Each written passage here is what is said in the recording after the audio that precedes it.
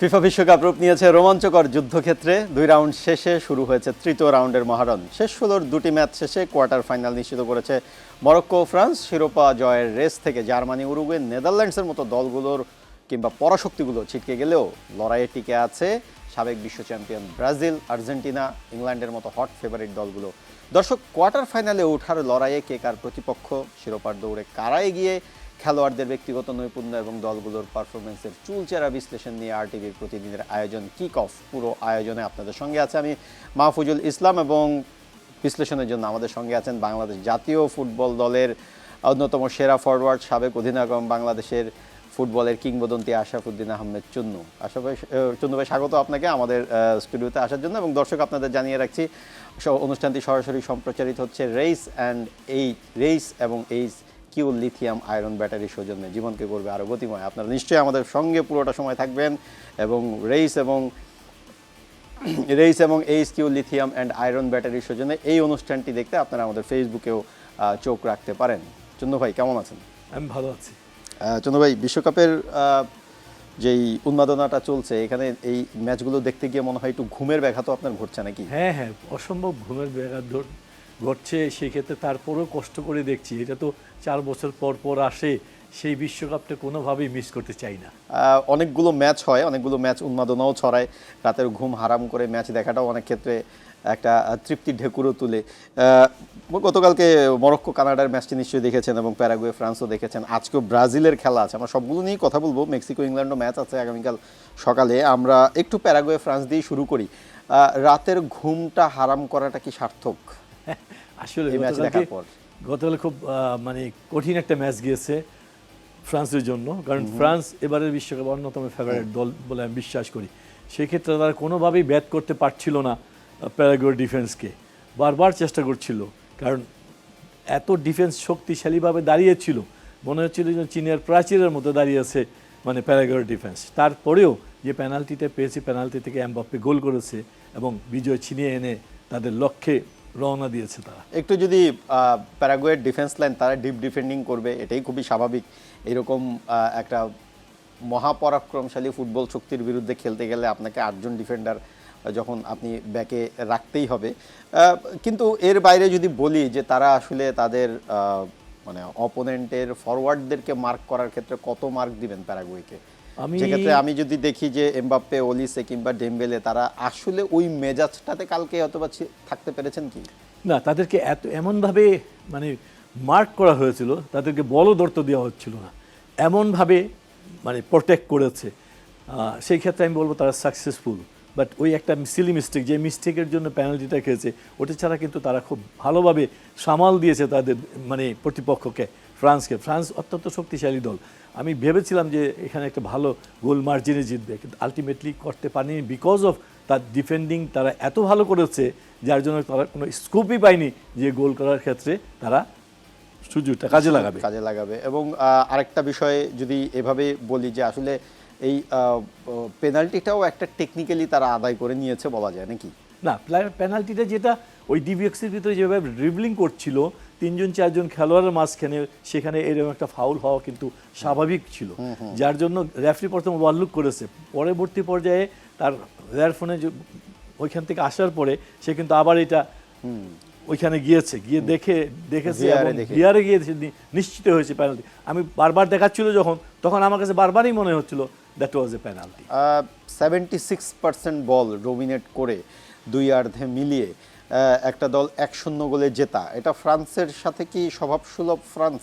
এটা কি আপনি সেই জায়গায় ফ্রান্সকে কি ওই ফ্রান্সের থেকে আমি আরও আশা করছিলাম যে এখান থেকে কোনো রকম বের করে গোল করার ক্ষেত্রে তারা সাক্ষরতা রাখবে, কিন্তু আসলে পারেনি। ওই যে বললাম না, তাদের ডিফেন্ডিং এত শক্তিশালী ছিল, কোনো মতেই তাদেরকে ব্যাট করা যাচ্ছিল না। তারা কিন্তু বারবার কাউন্টার অ্যাটাকে আসছিল, বাট কাউন্টার অ্যাটাকে এসেও আবার খুব তাড়াতাড়ি তারা কামব্যাক করে তাদের যার জায়গায় অবস্থান করেছিল বিদায় ফ্রান্স কোনোভাবেই সম্ভব হয়নি তাদেরকে ব্যাট করা। আমরা যদি আর্জেন্টিনার লাস্ট ম্যাচের আর্জেন্টিনার স্ট্র্যাটেজিটা দেখি, যে যখন কেপ ভার্দেও হচ্ছে গিয়ে অনেক বেশি ডিপ ডিফেন্ডিং করছে, তখন আর্জেন্টিনা মনে হচ্ছিল কিছু স্পেস দিচ্ছিল কেপ ভার্দের প্লেয়ারদের একটু উপরে ওঠার জন্য। মেসি যেহেতু স্পেস পাচ্ছিল না, তখন মেসি ওভারলেপ করে হচ্ছে গিয়ে একটা বল উপর দিয়ে আসলো, আসার পরে ওভারলেপ করে তিনি গোলটা দিলেন। এই জায়গায় ফ্রান্সের খেলায় কি মানে টেকনিক্যালি কি আপনার কাছে একটু মিসিং মনে হয়েছে, যে এই একটু তাদেরকে স্পেস দেওয়া, তাদেরকে একটু উপরে উঠিয়ে নিয়ে আসা, তারপর গতির সঙ্গে তো আসলে ফ্রান্সের গতির সঙ্গে তো তাদের ডিফেন্ডারদের পারারও কথা না।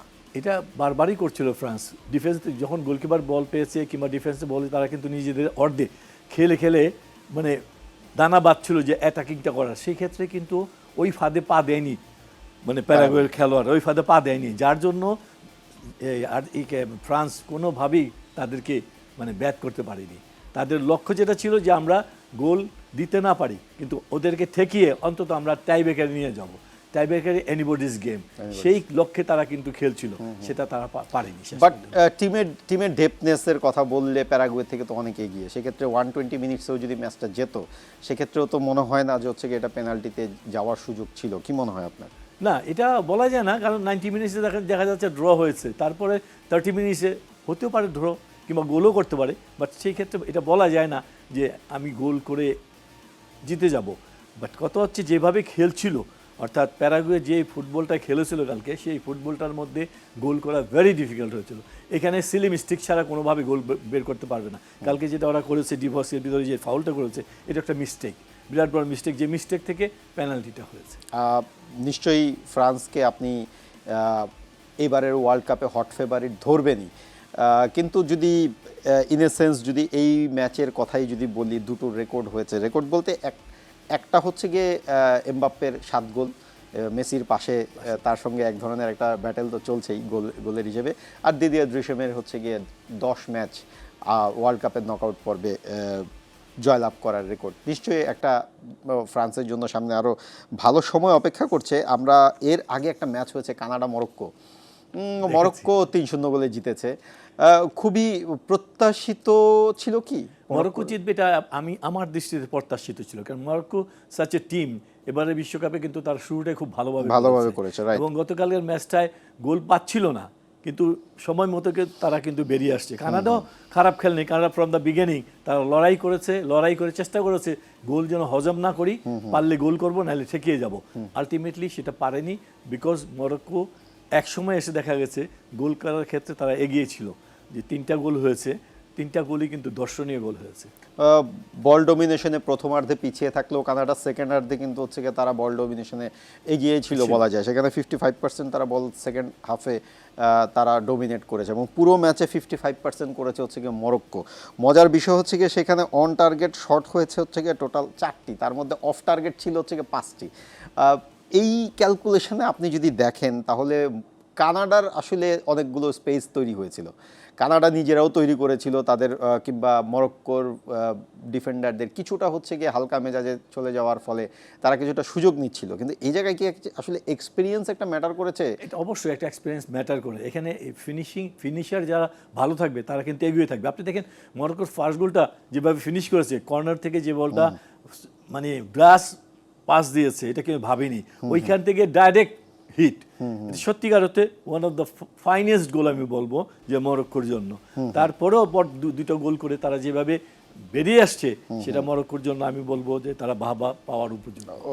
কিন্তু এই ম্যাচে ধরেন কানাডার তো ভালো একটা সুযোগ ছিল, লোকাল অ্যাটমসফিয়ারই বলা যায়। কানাডা আসলে যৌথ স্বাগতিক হিসেবে তাদের যেই যতটুকু অ্যাপ্রোচ দেখানোর দরকার, আপনার কাছে কি মনে হয় সেই জায়গায় তারা সফল?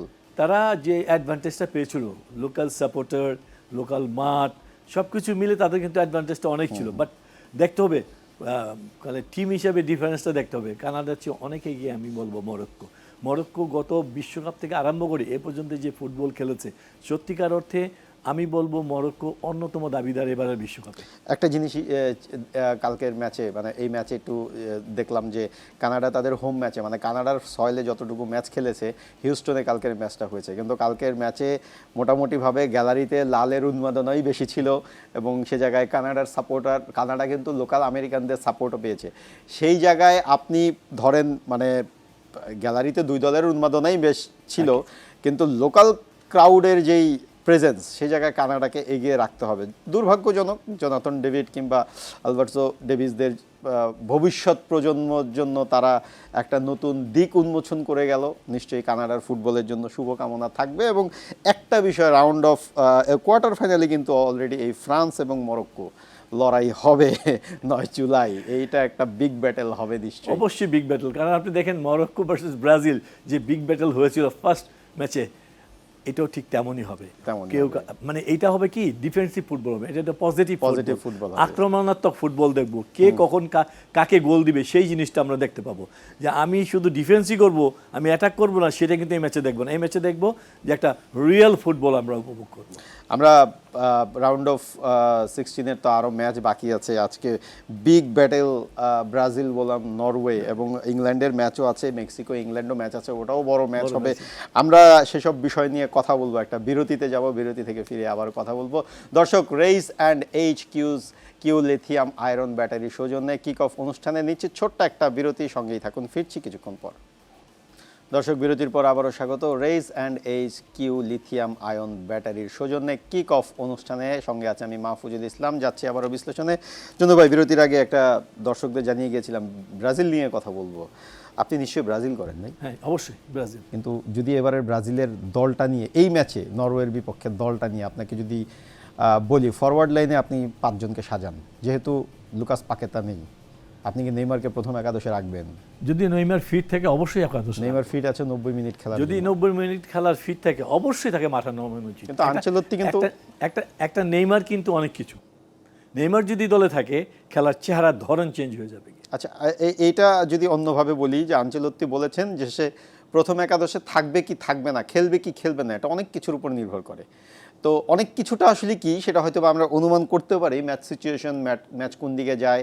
নেইমারকে নিশ্চয়ই হচ্ছে গিয়ে তিনি খুব রেখে একটু রেস্ট দিয়ে খেলাবেন এবং যতটুকু কম পারা যায় তাকে ইউজ করবেন, কারণ সে তার মূল অস্ত্র।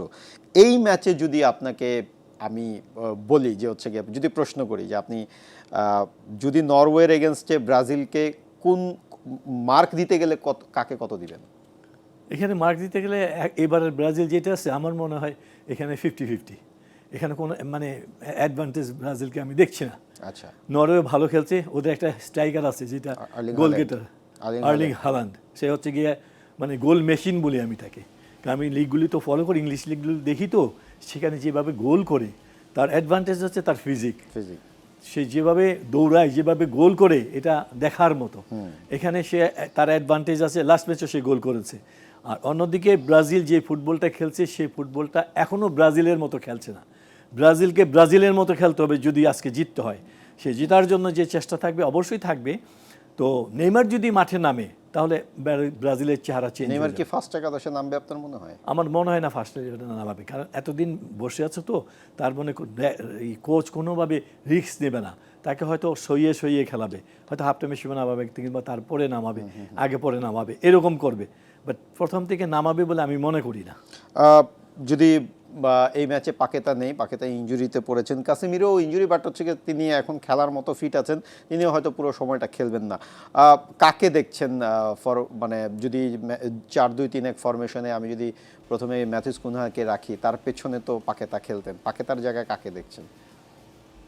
আমি বলতে পারবো না কাকে দেখবো, বাট কথা হচ্ছে যে এইখানে ওদের যে টিমটা আছে, এই টিমটা সবাই সমান মনে করি আমি। এক্সেপশনাল 2-1 জন আছে, সেক্ষেত্রে মার্টিনেল্লিকে একটু মার্টিনেল্লিকে আগে নামানো উচিত আমি মনে করি। তারপরে বিনিয়াস জুনিয়র যেটা আছে, জুনিয়র তো বাম পাশ দিয়ে খেলবেই, ও বাম পাশ দিয়ে খেলবে, ক্যাসিমিরো তো আছেই। তো ওদের যে টিমটা আছে, সেই টিমটা যতটুকু খেলেছে, এটার সঙ্গে যদি নেইমারকে রাখা যায় তাহলে কিন্তু অনেকটা পরিবর্তন হয়ে যাবে। সেক্ষেত্রে রাফিনহা যখন ইনজুরিতে পড়লো, তারপরে ইভেন রাফিনহা কিন্তু গতকালকে টিমের সাথে অনুশীলনও করেছে এবং মোটামুটি ফুল ফেসে শুনতে পাচ্ছিলাম যে রাফিনহাও কিন্তু মোটামুটি অনেকটা রাফিনহা টিমে ফিরলে টিমের চেহারা অনেকটা চেঞ্জ হবে। কিন্তু রাফিনহার রিপ্লেস হওয়ার পরে রায়ানের যে ইফেকশন, তাতে তো বলাই যায় আক্রমণ ভাগে একটা দারুণ একটা কম্বিনেশন হবে, অবশ্যই দারুণ একটা কম্বিনেশন হবে। বাট কত হচ্ছে আজকের ম্যাচটা দুই দলেই জেতার জন্যই খেলবে। এখানে কিন্তু ওই আমি রেখে খেলবো, আমি গোল খাবো না, ডিফেন্সিভ ফুটবল কেউ খেলবে না। সেটা হচ্ছে গিয়ে যে দল আগে গোল করবে আজকের ম্যাচে, সেই দলে এগিয়ে যাবে।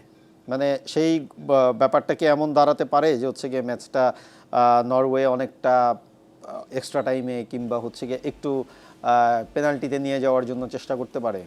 এটা ম্যাচের উপর নির্ভর করে, ম্যাচ কন্ডিশনে যেটা বলবে, অর্থাৎ ম্যাচ খেলতে খেলতে দেখা যাবে এক পর্যায়ে যে ড্র করে যাচ্ছি, তখন কিন্তু দুই দলই চেষ্টা করবে যে আমরা এটাকে নিয়ে যাই টাই ব্রেকারে। বাট ফ্রম দ্য বিগিনিং দুই দলে কেউ এক্সপেক্ট করবে না যে আমরা এই টাই ব্রেকারে যাব, এখান থেকে আমরা খেলা শেষ করব।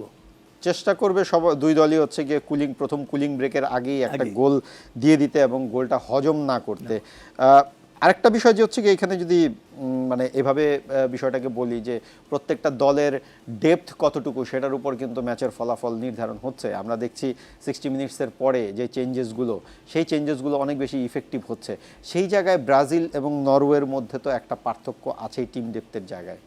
অবশ্যই আছে, একটা পার্থক্য আছে। সেই ক্ষেত্রে আনচেলত্তি যেটা করবে সেটা হচ্ছে গিয়ে দেখতে দেখতে যখন দেখবে যে গোল পাচ্ছে না, তখন কিন্তু তার আরও যারা বসে আছে বেঞ্চে তাদের থেকে বেস্ট খেলোয়াড় ফ্রেশ যারা আছে তাদেরকে নামিয়ে চেষ্টা করবে যে গোল আদায় করার জন্য। সেক্ষেত্রে এনরিকের ইফেকশনটা কেমন দেখেন? অ্যান্ড্রিক একটা লাস্ট ম্যাচ যেটা খেলেছে সেক্ষেত্রে নামার পরে দল কিন্তু একটা অন্যরকম জায়গায় আসছে, অর্থাৎ পজিটিভ ফুটবলটা দেখেছিলাম সেদিন। অ্যান্ড্রিক আমার মনে হয় ও ফ্রম দ্য বিগিনিং যদি খেলে এফেক্টিভ হবে, ও কিন্তু নিউ সেন্সেশন, আগামী দিনের মানে স্টার। তো ওকে দিয়ে শুরুটা করা আমি মনে হয় বেটার। তাহলে সেক্ষেত্রে তো রায়ানকে হয়তো বা বসাতে হবে। কাউকে বসাতে হবে। তো সেক্ষেত্রে দেখা যাক আনচেলত্তি কত মানে কি ফরমেশনে কিংবা কি চিন্তা ভাবনায় আগায়। Right. দুই দলের যদি প্রেডিকশন করতে বলি, দুই দলের প্রেডিকশন যেটা ওই যে বললাম না, এটা ইউরোপিয়ান আর ল্যাটিন আমেরিকার খেলা হবে। এখন কিন্তু ল্যাটিন আমেরিকা কিংবা ইউরোপ আগের সেই খেলা নেই, এখন কিন্তু একই ডাচে ফুটবল খেলে, অর্থাৎ ল্যাটিন আমেরিকান ডাচে ইউরোপও খেলে, ওরাও খেলে। সেই ক্ষেত্রে এখানে যেটা হবে, আমি যেটা বলছি সেটা হচ্ছে গিয়ে আমি ব্রাজিলকে এগিয়ে রাখবো অ্যাজ এ সাপোর্টার নয়, মানে ট্যাকটিক্যালি চিন্তা করে আমি বলবো ব্রাজিলকে এগিয়ে রাখবো। ব্রাজিল হয়তো 1-2 গোলে জিততে পারে। মার্জিনটা খুব বড় হবে না বলছেন? না, বেশি বড় হবে না, মানে সেক্ষেত্রে 2-1 কিংবা 2-1-1-0 এরকম হতে পারে। আচ্ছা, ওকে। আমরা ব্রাজিলের জন্য নিশ্চয়ই শুভকামনা থাকবে। তারা এক্সামিশনে এসেছে 2002 সালের পরে, তাদের কাপ নেই, তাদের সমর্থক যারা তারাও এক ধরনের হতাশাই ভুগে। আর্জেন্টিনা কাপ নেওয়ার পরে তো আরও একটু হতাশা তো নিশ্চয়ই থাকে। তার উপর আবার হচ্ছে গিয়ে মেসি এখন খুব ভালো খেলছে, তার সঙ্গে কম্পিট কোনো ব্রাজিলের ফুটবলার করতে পারছে না, এটাও তাদের একটা হতাশার জায়গা।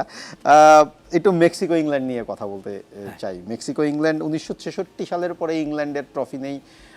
তাদের অনেকগুলো প্রজন্ম, গোল্ডেন প্রজন্ম পেরিয়ে গেছে, কিন্তু তাদের বিশ্বকাপটা অধরা।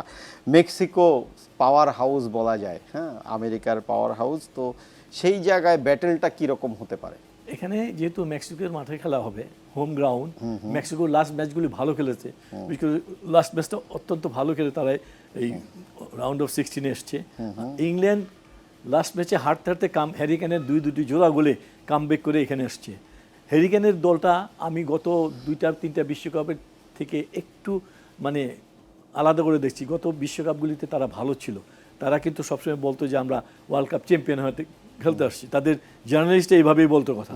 তো সেখান থেকে এইবারের বিশ্বকাপে তাদের আলোচনাও কম এবং দলটা খুব একটা যে ভালো সেটা আমি বলবো না, মানে চ্যাম্পিয়ন হওয়ার মতো দল এই বছর তাদের মধ্যে নেই। তারপরেও তারা কিন্তু এই পর্যন্ত এসছে। আর মেক্সিকো যেহেতু হোম গ্রাউন্ড, মেক্সিকো কিন্তু ফুটবলটা অত্যন্ত জনপ্রিয় এবং তারা প্রত্যেকটা বিশ্বকাপেই অংশগ্রহণ করে থাকে, মানে ফাইনাল রাউন্ডে আসে। তো সেই ক্ষেত্রে এবারে বিশ্বকাপে যে সুযোগটা তারা পেয়েছে, নিজেদের গ্রাউন্ড, নিজেদের মানুষ খেলা দেখবে, তাদেরকে সাপোর্ট করবে, সব কিছু মিলেই যেন আমার কাছে মনে হচ্ছে মেক্সিকোকে এগিয়ে রাখা যায়। সেক্ষেত্রে মানে আপনি মেক্সিকোকে এগিয়ে রাখছেন এই ম্যাচে।